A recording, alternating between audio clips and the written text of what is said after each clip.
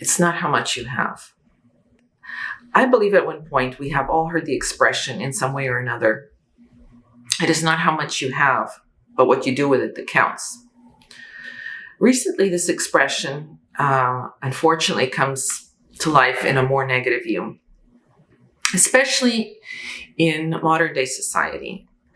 It seems that at one point, probably maybe in the early 80s, something in our collective psyche changed. Our relationship to money and modern comforts began to overtake values such as integrity, honesty, simplicity. And unfortunately, it seems like we haven't gotten these qualities back. TV shows, movies, music, fashion glorify excess. More is more.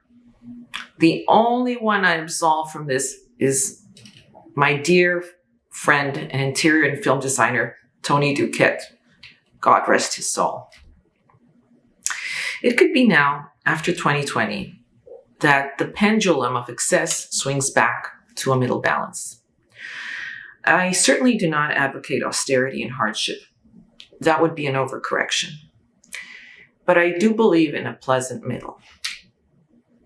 What is extraordinary, however, is that when we come across someone who really knows how to live, many times their life is really filled with simplicity, practicing the quiet elegance of enough, not more. Everything they have, their home, their food, their books, how they arrange flowers, their persona, all read quiet contemplation and, importantly, deliberation. If you really want to be inspired the way I was, you can watch Chef's Table, I believe it's season 3, where Joan Kwan, the Buddhist chef nun, has a episode.